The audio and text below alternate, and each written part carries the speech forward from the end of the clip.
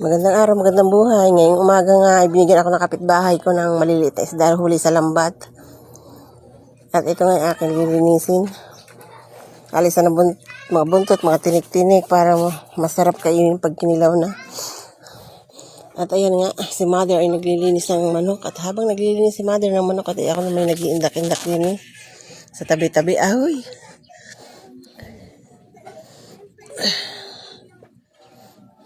Ito nga manok na ito ay kailangan pansaklaban dahil maraming pang mga balahibo na dapat tanggalin. Medyo matagal-tagal nga maglinis ng manok, sa totoo lang. At dahil nga ito ay kal na manok, ay matagal din itong ilaga. Kahapon nga dumating yung aking pressure cooker na order at mapapadali nga ang aking pagluluto nito. Noong mga nagdaang araw ay naabot na maghapon ng paglalaga para maulam yung manok na kal. Dahil nga itong manok na ito ay paitlogin kaya medyo matagal-tagal ang lagaan. At pasalamat nga ako at itong aking in-order na pressure cooker ay dumating na kahapon din. Ay swerte, ahoy! Sinwerte kahapon kasi nga nagbili ako ng 2 kal para pang ulam. Dahil mas mura pa nga yung kal kisa sa isda dito sa Mindoro ay sobrang mahal ang isda.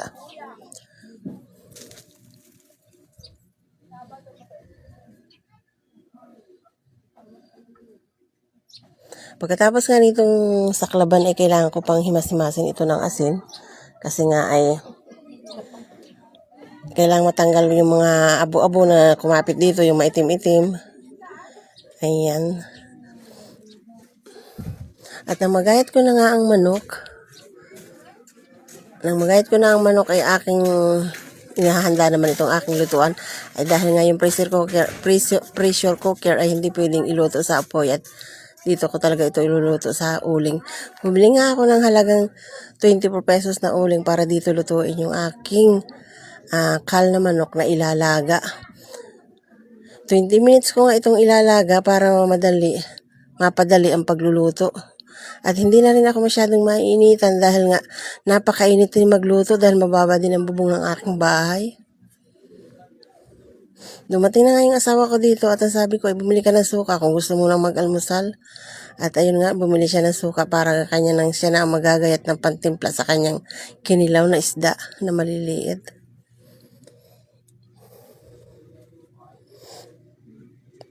Ginamitan ko na nga ng electric pan itong aking pinandidikat na uling na paglulutuan ng kal kasi nga ay medyo matagal-tagal magpadikit nitong uling.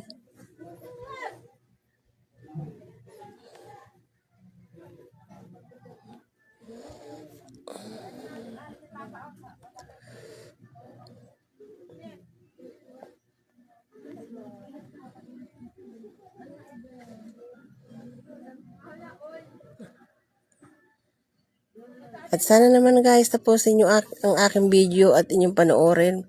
At mag-like and share na rin kayo sa aking mga video. Salamat. Adios kung umabot po sana kayo sa panonood na puntong ito. Sana mag-comment kayo at mag-share sa aking mga videos.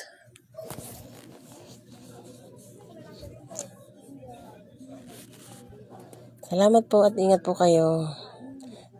See you next video.